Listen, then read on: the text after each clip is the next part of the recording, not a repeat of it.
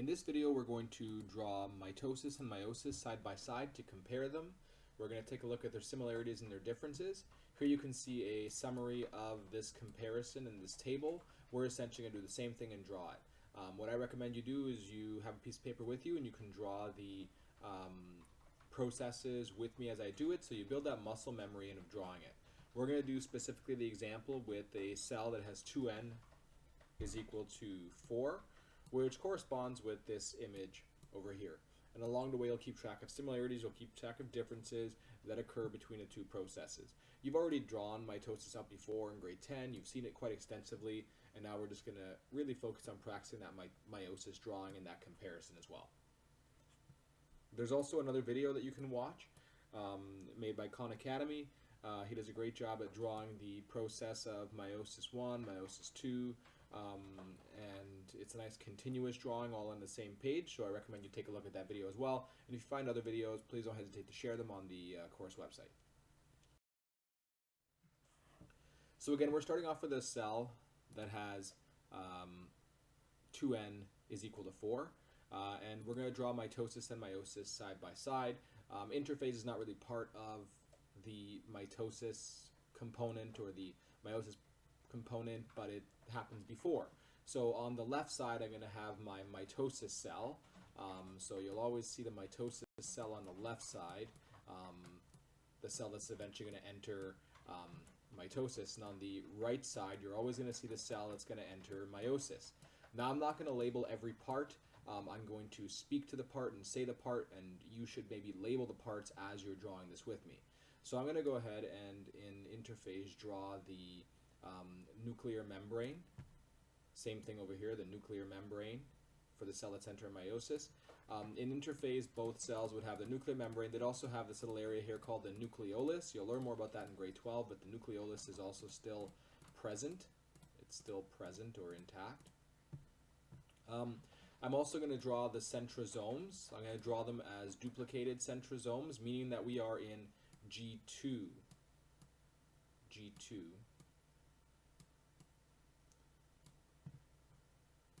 This is an animal cell, so the animal cell should have centrioles within it. So each centrosome would have a pair of centrioles. I'm not going to draw these every single time. I'm just showing you that they would have a pair of centrioles because we're dealing with animal cell in this case. Your textbook uses the terms interchangeably, though they are different. Centrosome is kind of like the packaging, whereas a centriole is that little barrel inside. There's two little barrels inside that are perpendicular to each other, but I'm not going to draw them every time because it's going to take too long, but you can practice drawing them in.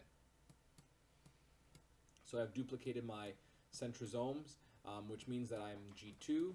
They're still attached to each other. You can see that here. And that's essentially happening in a similar fashion in both the interphase that happens before mitosis and the interphase that happens before meiosis 1. Next, I have to draw in my DNA.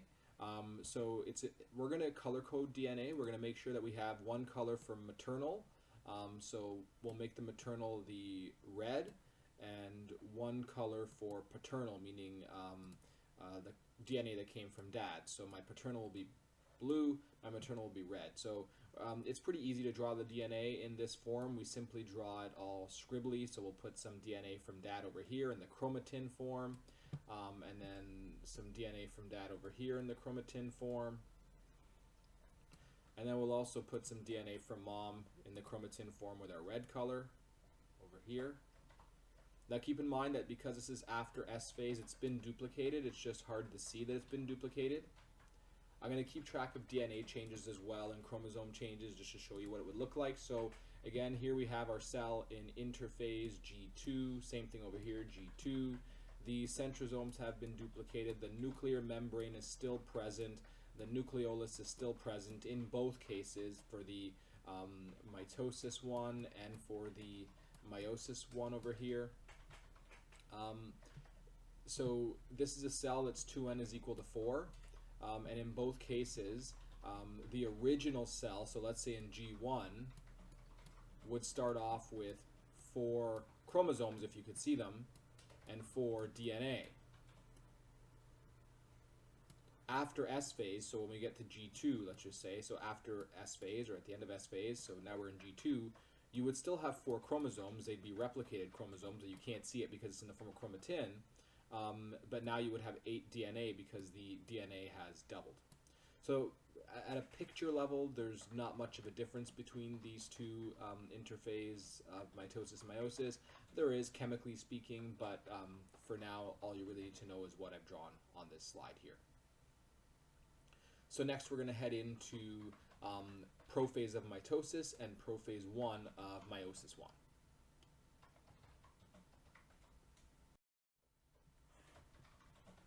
So here we have prophase of mitosis and prophase 1 of meiosis 1.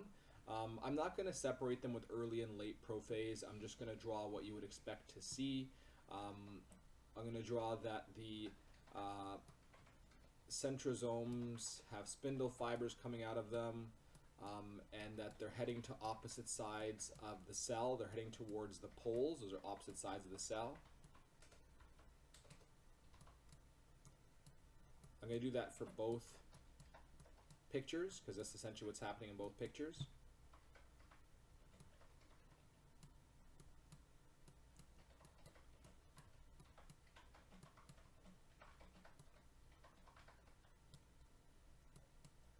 The other thing I'm going to draw is that the chromosomes are, the DNA has now become condensed chromosomes.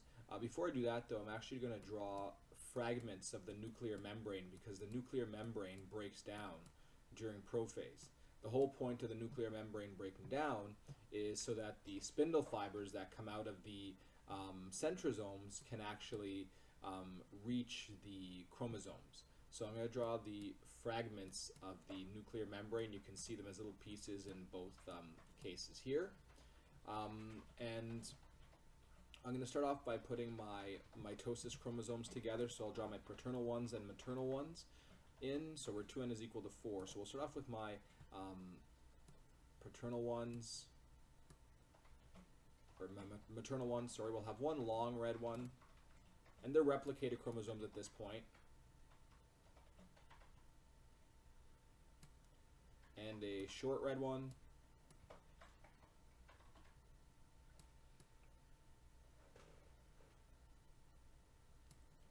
And then a long blue one for my paternal.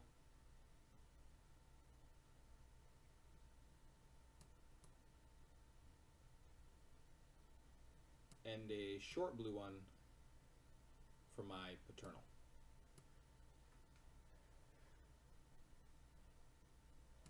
Now I'm going to do the same thing in prophase 1, but the main difference is that we're going to have some the homologous chromosomes pairing up. You'll notice the way I drew it in mitosis, the homologous chromosomes did not pair up. So if you can see the laser pointer here, this big red one is homologous to this big blue one. One is from mom, one is from dad, but they're homologous because they have the same length. Same thing here, these two are homologous, but they have not paired together. In mitosis, there is no pairing of homologous chromosomes. I'm just going to finish off this by actually drawing the spindle fibers connecting to the chromosomes. So each centrosome will attach a spindle fiber to a chromosome to one of the sides of the centromeres. You can see over here. Now again, you should practice labeling parts as you do this. Centromere, for example, centrosome, spindle fibers, which are the strings that are coming out of these centrosomes over here. I know they're kind of crossing over here, but that's okay. The cell knows what it's doing. Make sure you make it nice and organized, just like that. And that's essentially our prophase for mitosis complete. Now we're going to take a look at what prophase 1 for meiosis looks like. So I'm going to draw the same idea, except this time the homologous chromosomes will be paired up. So our long red one is going to be paired up with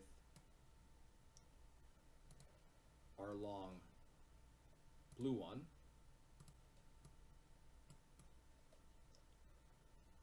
They've connected.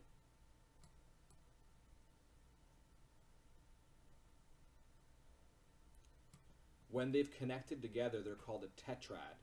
And that's because you have 4 sister chromatids kind of in a clump, and 4 tetra means 4. So this here is called a tetrad. They've attached to each other.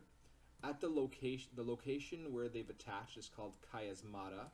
So there's a chiasmata there and a chiasmata over here, or chiasma plural. The actual physical process of them attaching to each other is called synapsis. So they synapse at the chiasmata, and there's a special process that happens there called crossing over, where they exchange genetic information. To keep this simple, I'm just going to show the exchange happening at one area, but I'll do that in just a bit. I'm going to do the same thing with the other homologous chromosomes. All homologous chromosomes pair up, so I'll do the small red pairing up with the small blue.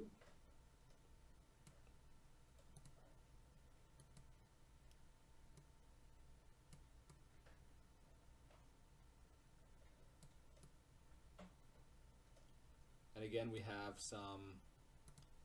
chiasmata, one chiasmata over here, one over here. They synapse or attach at those points, and then they do crossing over, which basically means just switching or exchanging genetic information. I'm going to draw the spindle fibers attaching to the chromosomes. So centrosome would attach a spindle fiber to one pair of the homolog. This one would do the same thing over here. This one would attach to the other chromosome of the pair, I should say. So it's a one chromosome of the homolog pair, same thing over here. So I'm just going to do some DNA counting, and then I'm going to show you what crossing over looks like as one example on the chromosomes here. So just very quickly, DNA counting and chromosome counting. So in our prophase one, which is the mitosis side, we have 4 chromosomes and 8 DNA. Now we don't have any tetrads. Tetrads really means that they have to pair up. And we don't have that pairing up happening during mitosis. The homologous chromosomes don't really care about each other during mitosis, so there's no pairing up. So here's a significant difference that you've seen already. Whereas over here, so we still have 4 chromosomes, they're replicated. We have 8 DNA, and those chromosomes, those replicated chromosomes, are found in the form of tetrads. So we have 2 tetrads over here, so 2 tetrads. I'm going to show you what crossing over looks like, what it results in. So after crossing over, I'm going to start drawing the chromosomes a little bit simpler since they're easier to draw and represent. After crossing over, our long red will have a bit of blue on it from the paternal, and our long blue will have a little bit of red on it from the maternal. And it'll be the same thing for the short ones. Our short red will have a little bit of blue on it from the paternal after the crossover happened. And our short blue will have a little bit of red on it from the crossing over. They're still attached to each other. I'm just showing you how they're different now. So we've recombined some genes. We now have some genetic recombination that occurred, meaning we just mixed genes up a bit, or have new combination of genes to get some more diversity in the gametes that we're producing. So in mitosis, that didn't happen. The homologous chromosomes did not pair up. The sister chromatids are still identical to each other, so this sister is still identical to this sister to that sister, this sister to this sister, and this sister to this sister. But in meiosis, prophase 1, we can see the sister chromatids are no longer identical to each other. We can see that, for example, this sister here is different from this sister, this sister over here is just different from this sister here now, all because of this crossing over that occurred. So next we're going to head into metaphase to take a look at the process that occurs there and how metaphase 1 is different from metaphase of mitosis. There are some similarities though. We can see that there's chromosomes present in both cases. You can see that the spindle fibers have attached to the chromosomes. It's just that the main difference is that in meiosis prophase 1, the homologs have paired up and have done crossing over, whereas in prophase of mitosis, the homologs have not paired up and crossing over has not occurred. So now we're heading into metaphase and metaphase 1. I'm going to start off by drawing the equatorial plate, because as you all know, metaphase is where the chromosomes line up in the middle. So I'm going to put my middle, called the metaphase plate or equatorial plate, in both cells, because that exists in both cells. You don't actually see a dotted line in the cell, but that's roughly where the middle is. I'll do the same thing for the metaphase 1. So far things are looking pretty similar. I'm going to draw my centrosomes at opposite poles of the cell, so one up here, one over here. I'll do the same thing for metaphase 1, one over here, one over here. And now I'm going to put my chromosomes in. Remember, I'm drawing them in a more simplified manner just so that it's easier to keep track of. I'm going to have my long red chromosome over here.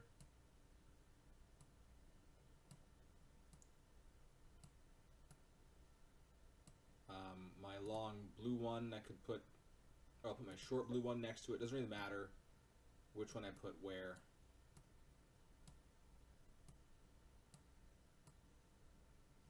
I'll draw my long blue one next.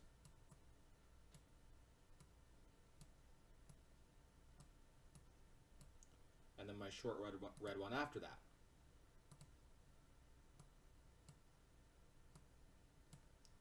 And then I'm going to put in the spindle fibers.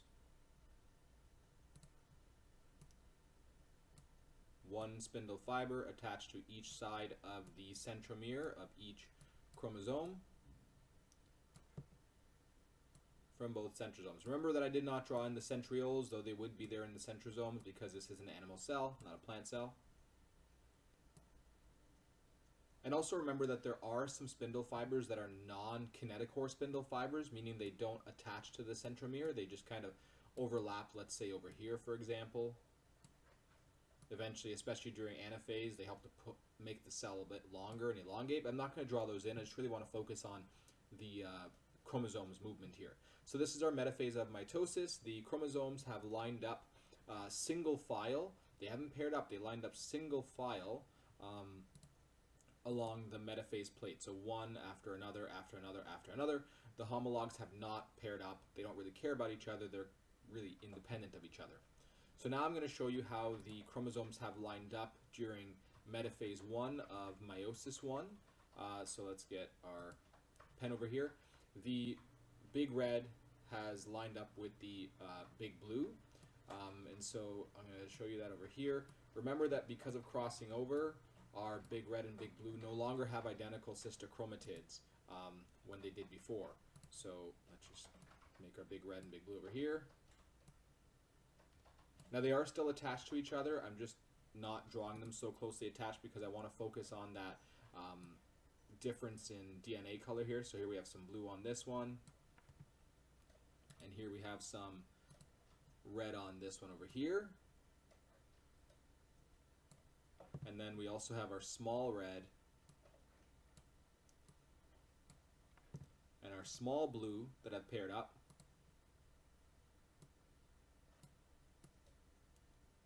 And there's a bit of blue on this one here. And a bit of red on this one over here. Sister chromatids are no longer identical. I'm going to draw the spindle fibers.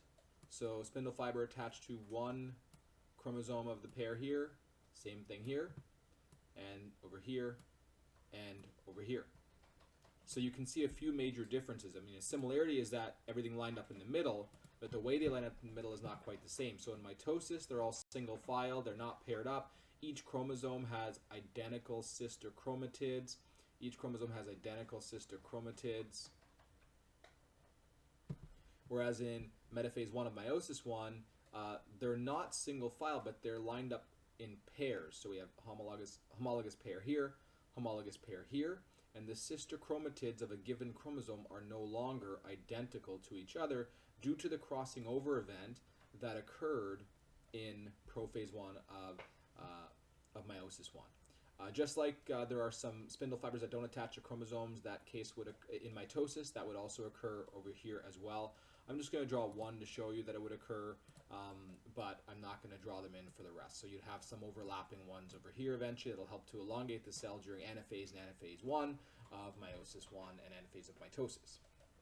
So before we move on to anaphase 1, I do want to show you a key process that leads to diversity of gametes that happens in metaphase 1.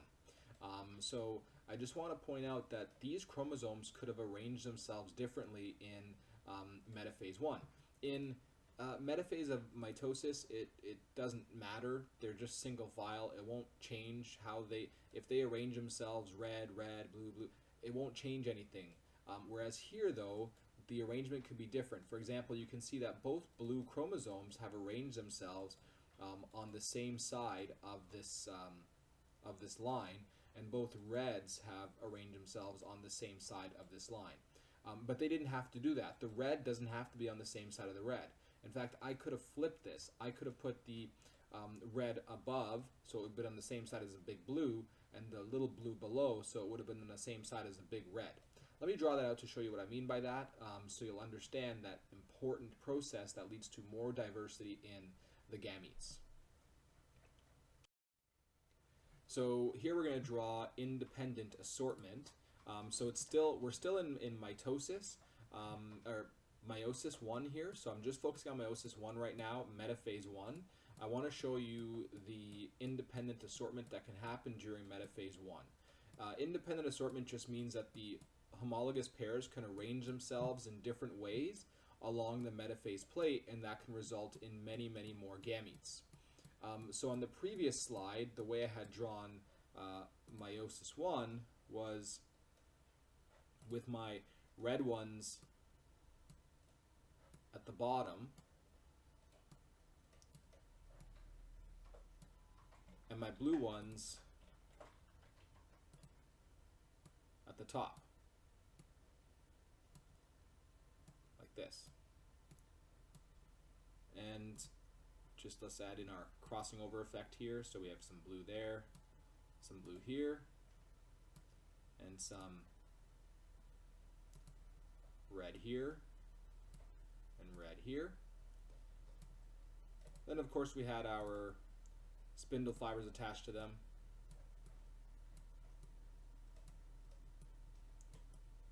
Now this is just one possibility of the arrangement. These could have been arranged in a different way. For example, I might have kept my big blue one here,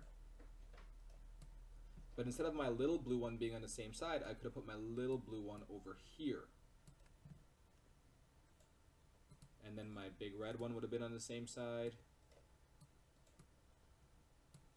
My little red one would be over here.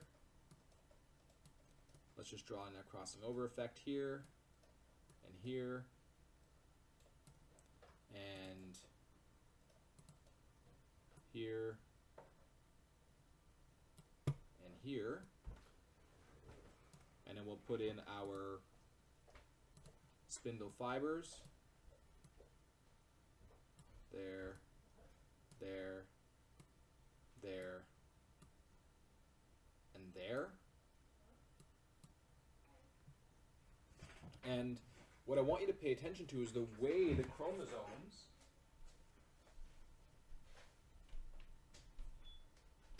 are arranged about the metaphase plate. So you'll notice, for example, over here, let's get the laser pointer out. Blue and blue on the same side, red and red on the same side. Red chromosomes on the same side, blue and blue on the same side. Here it's blue and red, red and blue. So now this can lead to different gametes. When these separate, the blue and the red will go up, the red and the blue will go down. On this end over here, the blue and the blue would go up, the red and the red would go down. I'm not saying there's two cells here. I'm just saying that these are two possibilities that could have happened. In the case that I drew on the previous slide, I chose this possibility over here, and that's what we'll continue with. But if you decided to choose this possibility, you would end up with different gametes than I will end up with. So that leads to even more diversity. This is called independent assortment about the metaphase 1 plate. That means that the homologous chromosomes, the homologous chromosomes don't really care about other homologous chromosomes. So this pair will arrange itself any way it wants, and this pair will arrange itself any way it wants. If they don't speak and say, hey, blue needs to be on one side, red needs to be on the other. No, that's not how it happens. Sometimes the red and blue will be mixed up. And if you had more pairs, then you might even have more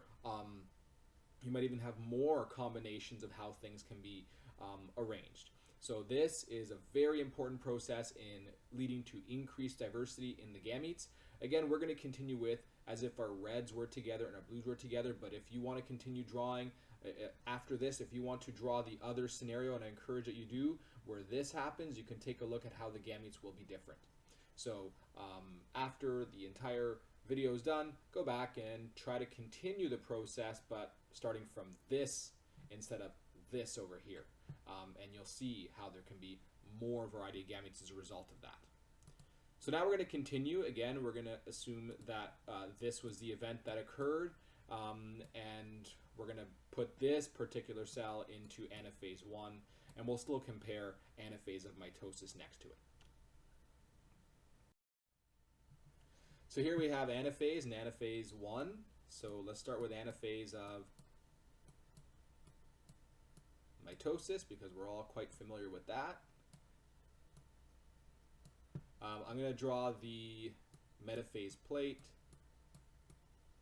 or the equatorial plate, we should call it. And you'll notice that that exists in both anaphase and anaphase 1. The cell is also elongated due to those non-kinetochore microtubules, those spindle fibers that don't attach to the chromosomes but overlap and help to elongate the cell. And this is where spindle fibers shorten and separate our, in mitosis, our sister chromatids. So we have the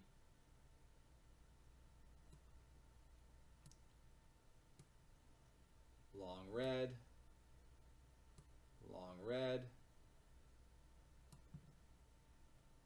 we have the short blue,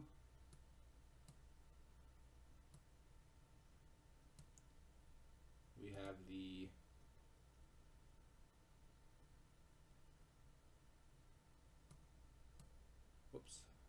wrong orientation. We have the long blue,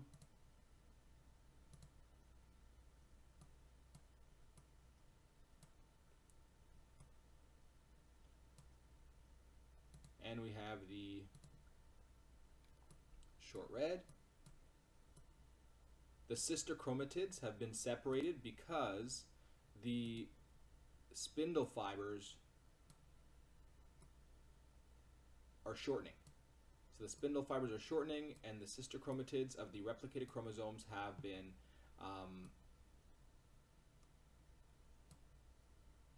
ripped apart.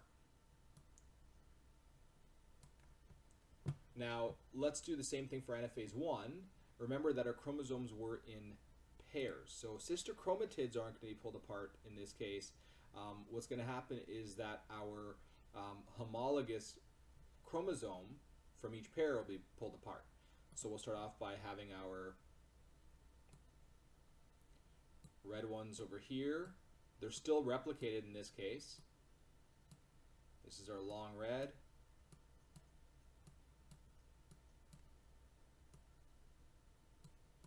This is our short red. This is our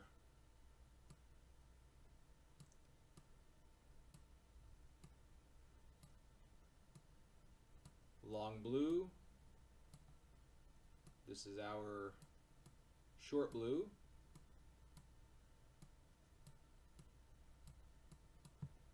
And I'm just going to go back in and add those colors from the crossing over, because the sister chromatids again are not identical to each other due to crossing over that occurred in prophase 1.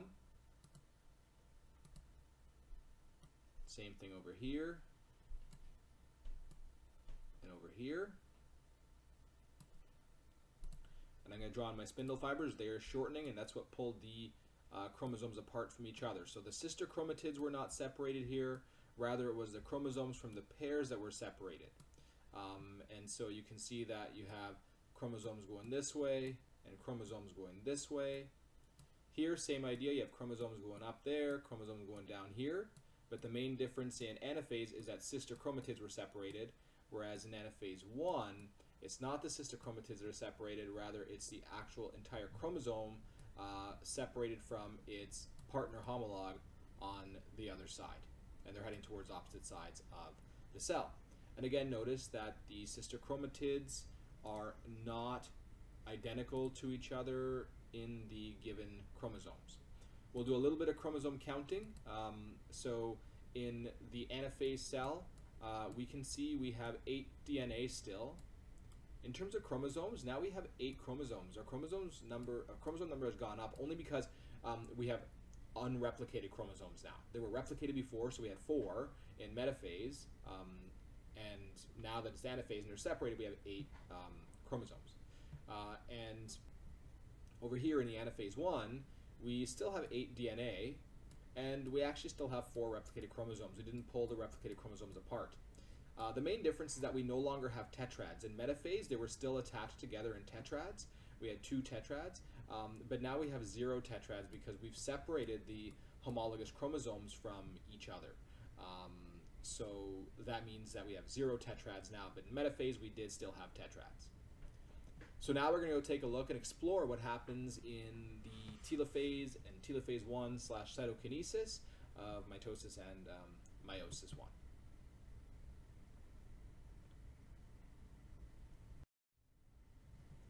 So what I'm going to do is I'm going to draw in the nuclear membrane that starts to reform.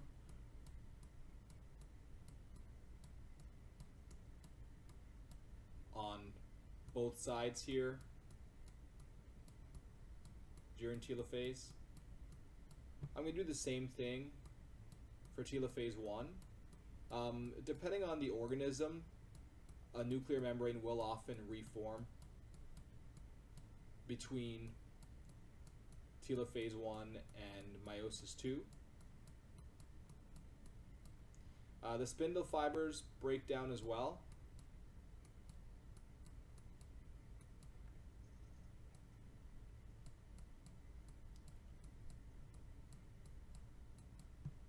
Same thing over here.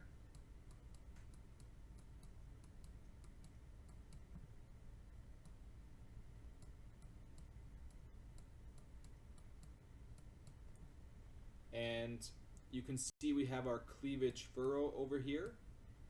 It's pinching inwards, so that means that cytokinesis is happening at the same time. Telophase is the phase of mitosis, whereas cytokinesis is a separate phase that overlaps telophase. And then we have telophase 1 also has its cleavage furrow over here, and that's because on both cases there's a ring of muscle fibers called a contractile ring that's pinching that cell inwards. And just like cytokinesis is not really a part of telophase for mitosis, it's not really a part of telophase 1, but it happens at the same time. Really, this cytokinesis is division of the cytoplasm, splitting the cell into 2 physical cells. Now let's start off by drawing what the chromosomes look like at the end of the day in telophase of mitosis. So we had long red, and it's now unreplicated. I'm going to start to, now it should start to become chromatin again, so I'll make it a bit more stringy, but we have one long red. I'm not going to make it full chromatin yet because I do want you to see how the chromosomes compare.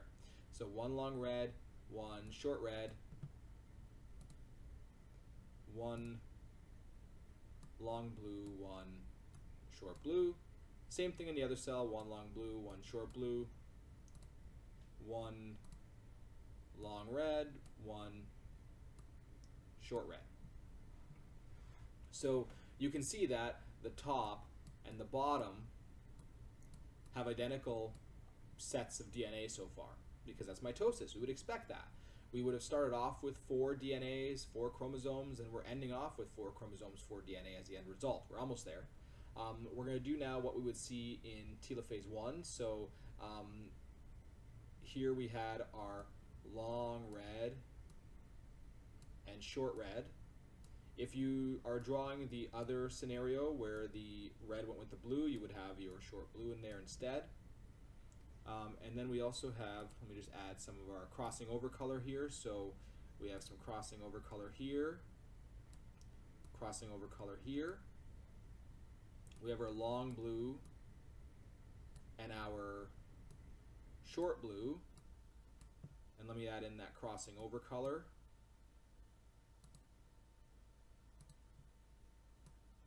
And you can see the big differences here. You can see that instead of having replicated chromosomes, we have instead of having non-replicated chromosomes like we have in mitosis, we have replicated chromosomes still. We have replicated chromosomes that have reached the poles, whereas here you have unreplicated chromosomes. Mitosis is essentially almost done. All it needs is to finish splitting off here, and that's the cytokinesis part that takes care of that. For meiosis, we're still heading into a second division once this cytokinesis is done here. So let's take a look at the end result after I just go over a bit of chromosome counting here. So for chromosome counting, we have in this cell here, still, because the cell hasn't split, we're going to say we have 8 chromosomes, but they're unreplicated, and 8 DNA. Over here we have replicated chromosomes, so we have 4 replicated chromosomes and 8 DNA. Again, no more tetrads because the homologous pairs have separated. So that's another important point to mention. The homologous pairs will separate. Homologous chromosomes separate from each other. So at the end of this, the homologs are no longer paired up and they're no longer in the same cell. That's called the law of segregation. So this was a homolog over here. It was in the same cell at one point. And this was a homolog over here. It was in the same cell as its partner over here. So I'm just drawing that to show you. They were in the same cell, but eventually they're going to be separated. So the law of segregation states that homologous chromosomes end up in different cells because they end up separating during anaphase 1 of meiosis 1. So now we're going to go and take a look at the end result once cytokinesis has occurred. So I'm going to draw my end result. I'm going to draw my nucleus over here, my nucleus over here, my centrosome over here, my centrosome over here.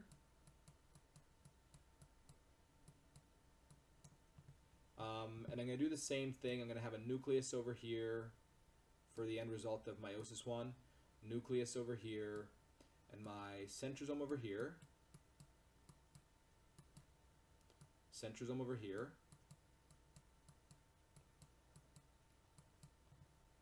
And now I'm going to go and draw my end result for mitosis first. So I'd have my long red, short red. Keep in mind it should be in the form of chromatin, but I just really want to focus on what the DNA looks like in there. And then my long blue, short blue, long blue, short blue. And I want you to notice that these cells are identical to each other. These two cells that we just formed, they're identical to each other, same DNA colors. They're also identical to the parent.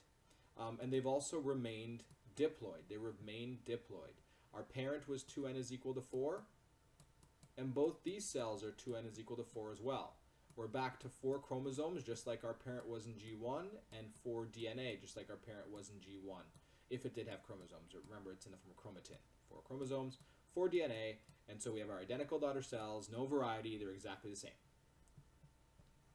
Let's take a look now at the end result for meiosis. So we had our big blue, short blue. We had our big red, short red. Let's add in our crossing over colors from prophase 1 there. Don't forget, the sister chromatids are no longer identical to each other. And then we had our blue over here. Now again, they would be in the form of chromatin as well, but for the sake of showing you how the cells compare, I want to keep them in the form of chromosomes. And what I want you to notice is we're going to count for each cell here. In this cell we have 4 DNA, 2 chromosomes. 4 DNA, 2 chromosomes. So what I want to compare is, cell per cell, the amount of chromosomes. We've halved the number of chromosomes. We've halved the number of chromosomes. That means the ploidy is now half. Ploidy refers to that chromosome number. So now, technically speaking, we are already at n is equal to 2. N is equal to 2. That's why we call meiosis 1 the reduction division. Reduction.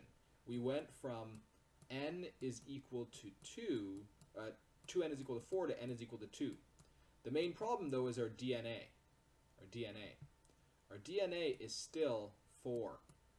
Remember that gametes need to have half the number of chromosomes and half the number of DNA.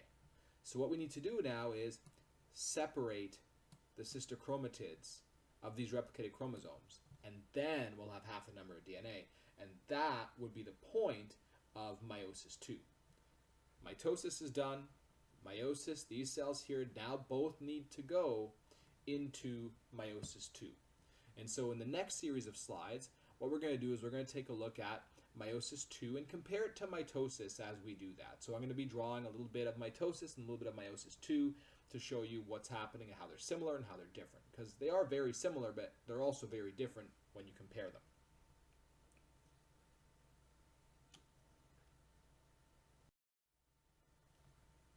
So typically, in between meiosis 1 and meiosis 2, there could be an interphase that happens, but it's not a doubling of DNA interphase or anything like that.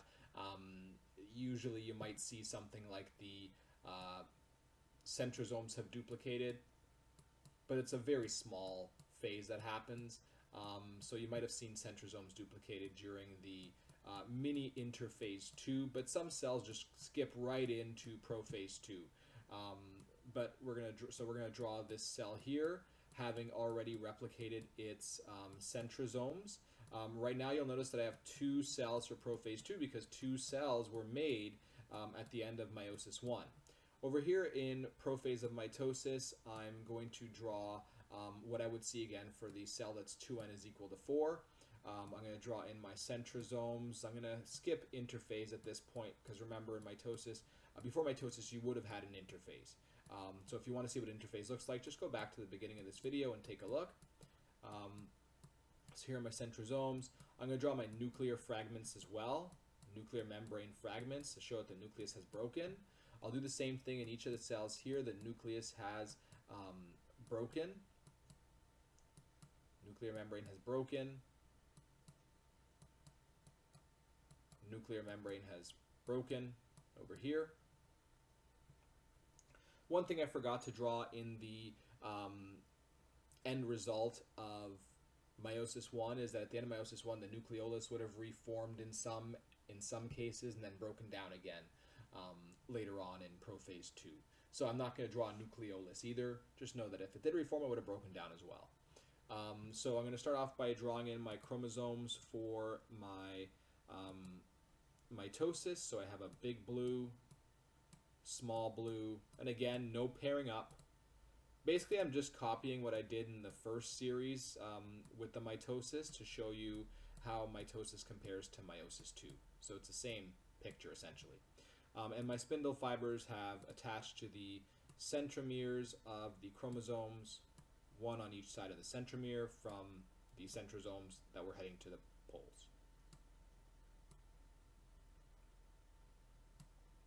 Just like this, and like that. And then this one over here will go to this side, and this one over here will go to this side. So now I'm going to do the similar idea.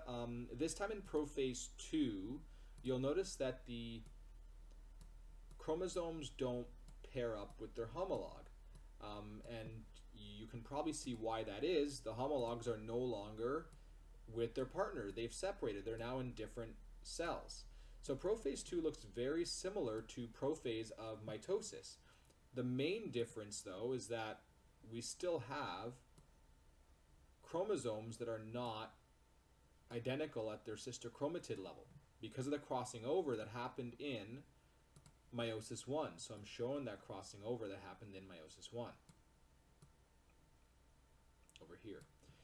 The nuclear membrane broke down just like we see in mitosis. The spindle fibers are attaching to the chromosomes just like you see in mitosis. So it's very, very, very similar.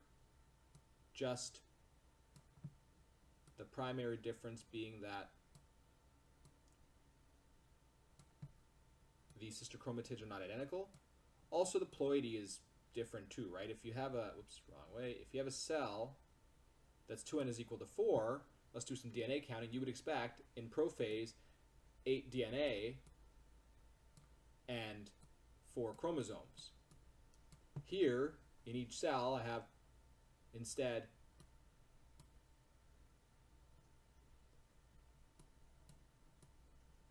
4 DNA and 2 chromosomes.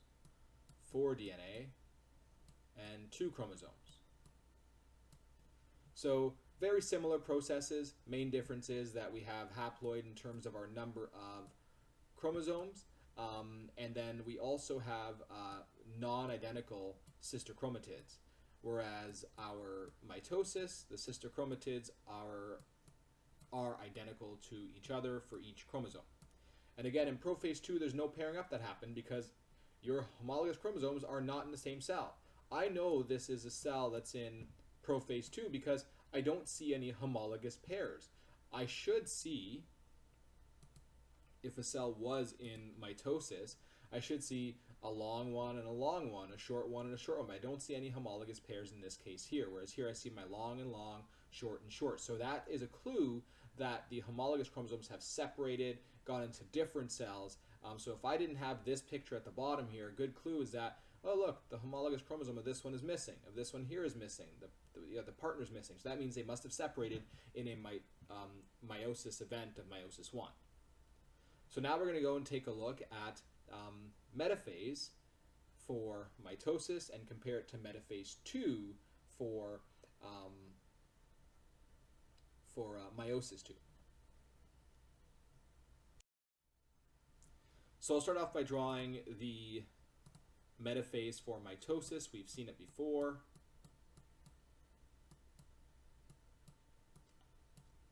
Our equatorial plate, our centrosomes. I'll do the same idea, the same setup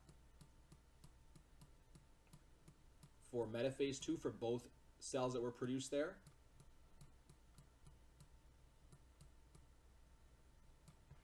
Our centrosomes over here, our centrosomes over here, our centrosomes here and here. And now I'm going to start to draw in the chromosomes. So let's just say we have a long red,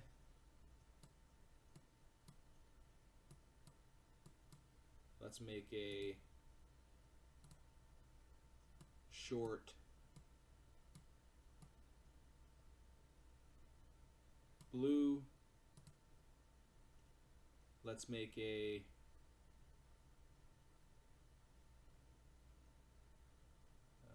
let's do long blue over here. It doesn't really matter the way you arrange them here. And then a short red.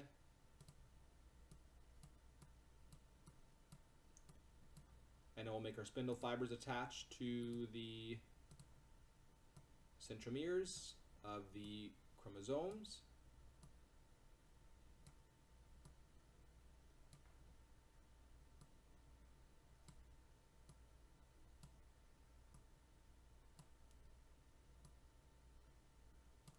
And now we're going to do our metaphase 2. So we have our long red, short red. We have our long blue, short blue. And let's put our crossing over colors over here. Crossing over colors here, and crossing over colors over here, and crossing over colors over here. And then we'll put our spindle fibers attached to the centromeres of the chromosomes.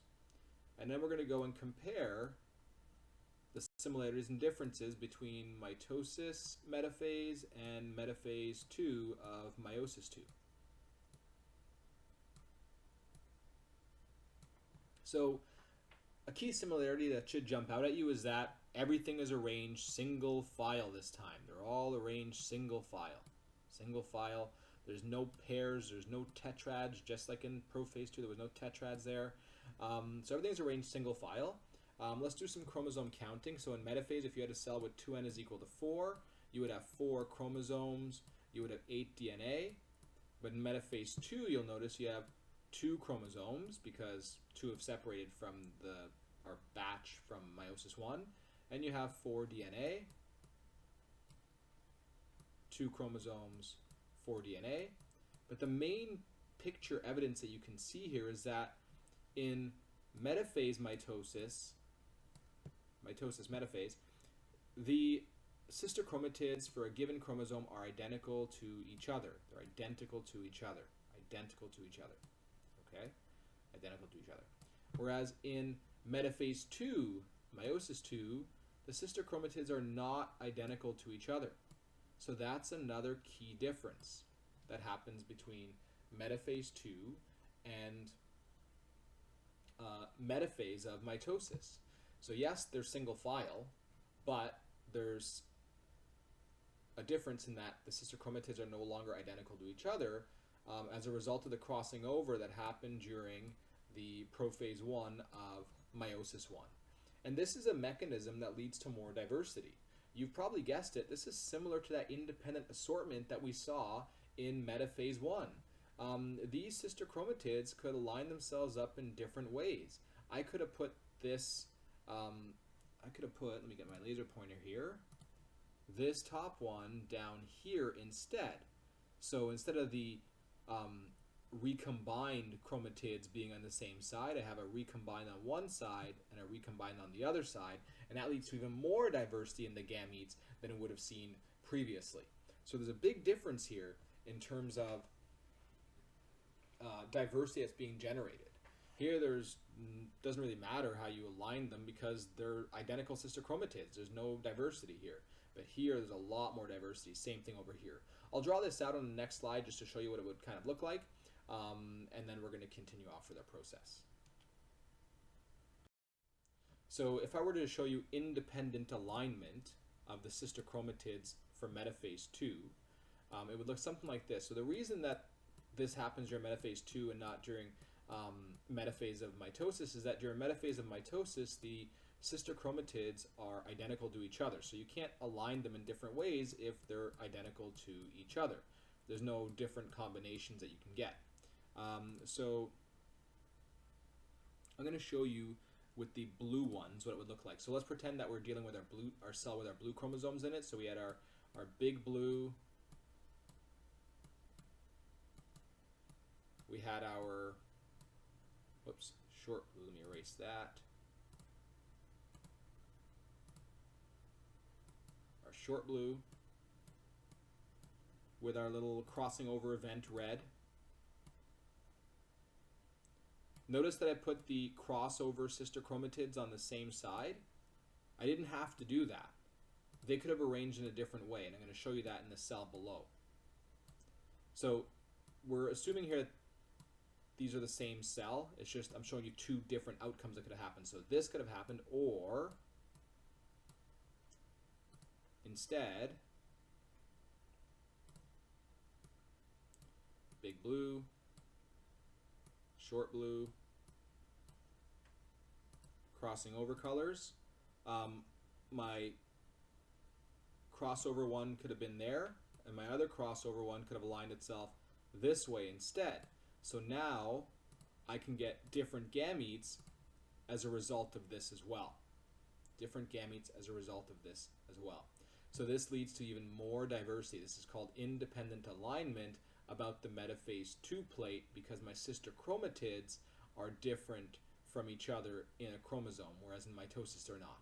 Now we're going to continue the meiosis 2 with this outcome here at the top instead of this outcome here for both cells with the crossover chromatids or the recombinant chromatids on the same side.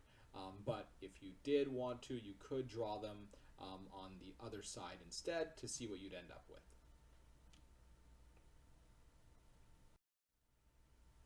So let's go with anaphase and anaphase 2. So again, we're going to put in our little equatorial plate just to show where the sister chromatids are being separated. We're going to put in our centrosomes for each of the cells there, centrosomes. Same idea here, equatorial plate, equatorial plate, centrosomes, centrosomes, centrosomes, centrosomes. And now let's go in and draw in our chromosomes being separated. So let me just actually try to keep the same order I had on the previous slide if I remember it. So let's do our big red being separated from each other, little blue being separated from each other, big blue,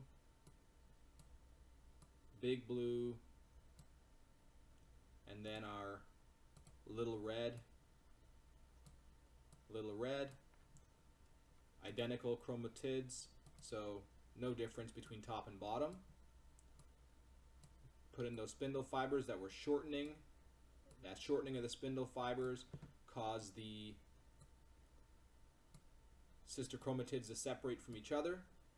Remember, there are some spindle fibers that did not attach to the centromeres. They were overlapping and helped to elongate the cell.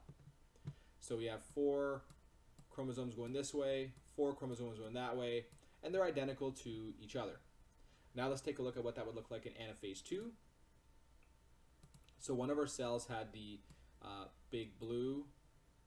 Oops, I should show them separating. One of our cells had the big blue and the little blue. So here's the big blue one separating over here. Little blue one separating over here.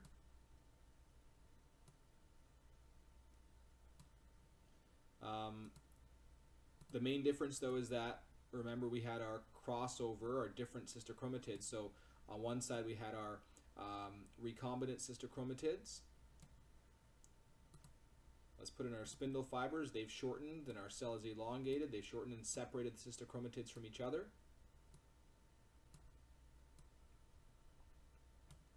And let's put in our other cell. Our other cell had the red. So big red separating here, big red separating here, little red over here, little red over here. Let's put in our crossover colors. So we had our blue over here, blue over here. And then we'll put in our spindle fibers. Like this.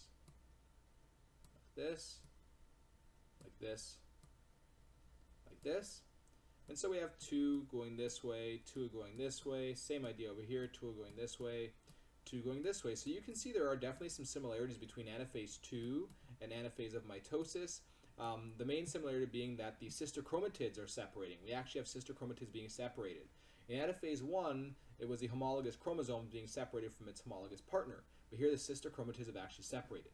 The main difference, though, is that in anaphase 2, the sister chromatids are not identical to each other. So you have a different top and bottom, in both of these cells over here, which is because of that crossing over that happened during that meiosis 1, prophase 1 that occurred.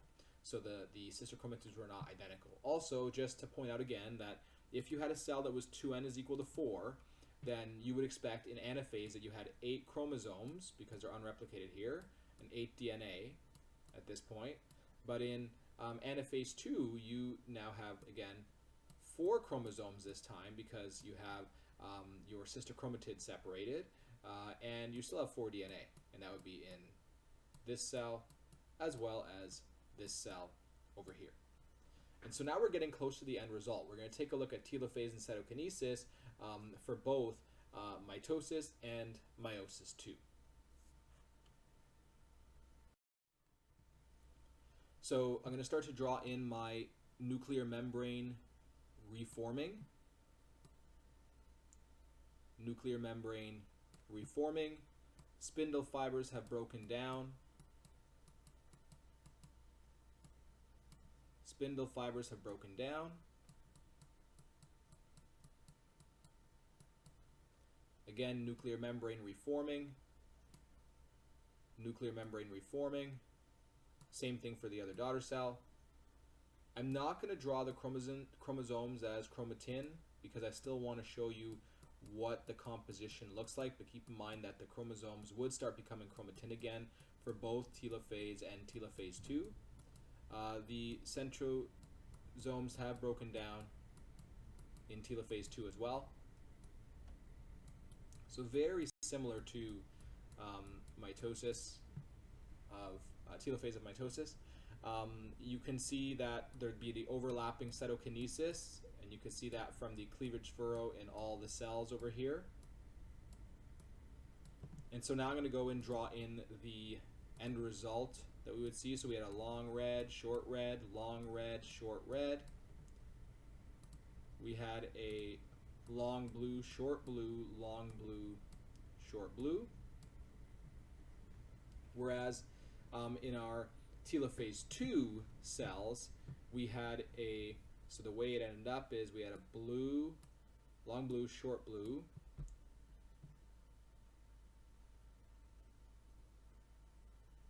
long blue, short blue, but on one side we had our recombinant sister chromatids over here,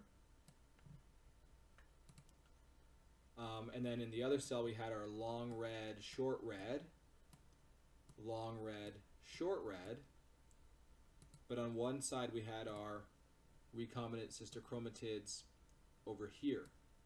So you're already noticing that our daughter cells are all going to be different from each other.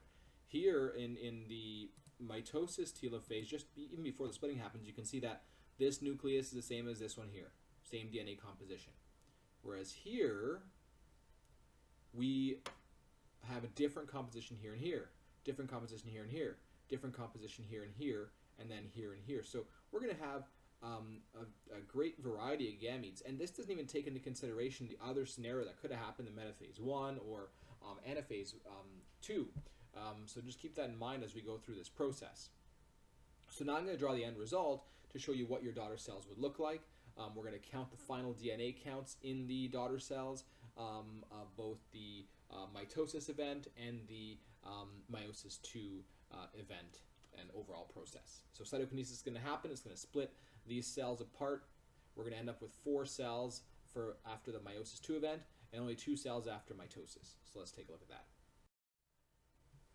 So I'm going to draw in just all the necessary components for all the cells. So a nucleus. Remember again that you would see the DNA in the form of chromatin, but I want to show you the composition, so I'm not going to do that. Let's put the centrosomes in. There's only one centrosome per cell, assuming we're still in just G1 or we're not doing anything right now. We're just kind of relaxing after a little bit of division that happened. Same idea here. Nucleus, nucleus, nucleus, nucleus, centrosome, centrosome, centrosome, centrosome, and let's go in and draw in our chromosomes for, let's do mitosis first, long red, short red, long red, short red,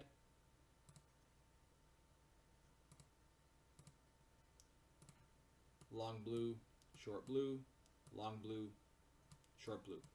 2 identical cells, identical to each other and to the parent cell.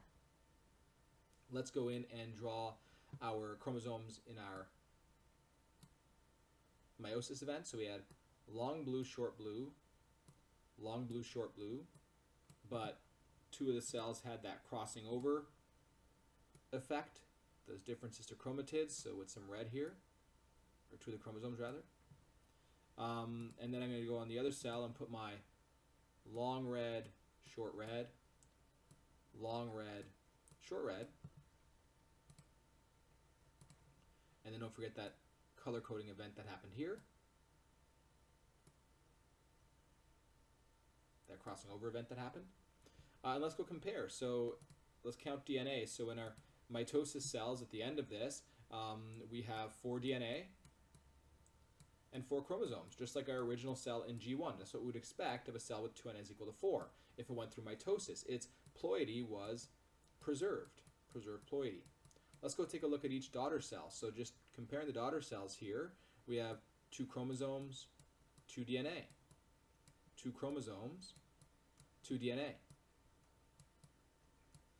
2 chromosomes, 2 DNA. So meiosis 2 now brought us down to 2 DNA. Initially, meiosis 1 brought us down to 2 chromosomes, but we still had too much DNA. But now we're down to 2 DNA. We want to have half the amount of DNA from the original cell. And you can compare the original cell to one of these ones over here, these daughters here. It had 4 DNA. We want to have 2 DNA. And that's what meiosis 2 allowed us to do. Meiosis 1 did the chromosome reduction. Meiosis 2 did the DNA reduction. And let's also take a look at how the sister chromatids compare to how the daughter cells compare to each other. So in mitosis, daughter cells are identical to each other and to the parent.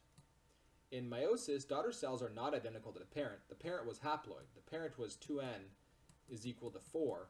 Now each daughter cell is n is equal to 2. So already they're different in terms of the amount of DNA from the parents. But they're also different from the parents and from each other in terms of their DNA composition. Look at the chromosome colors, right? Big blue with a little bit of red. Big red with a little bit of blue. Over here, only big blue. Over here, only big red. So there's quite a bit of diversity because of that crossing over event that happened. Because also, we don't see it here, but if you did the other drawing with the other layout, you would see that there was possibility of even more gametes if you did a different assortment along metaphase 1 or maybe along anaphase 2, you would have seen even more gametes. So here we only did one possibility, but there's even more that can arise. So the daughter cells are different from each other and from the parent, and that there is a comparison of mitosis, meiosis 1, mitosis, and meiosis 2. It is a little long. I recommend you draw it out yourself. And you can even also take a look at the other videos from Khan Academy as they draw it all in one format. This was intended to be a detailed look at how to draw it, along with a longer explanation to really cover the details in case you don't understand all the major details.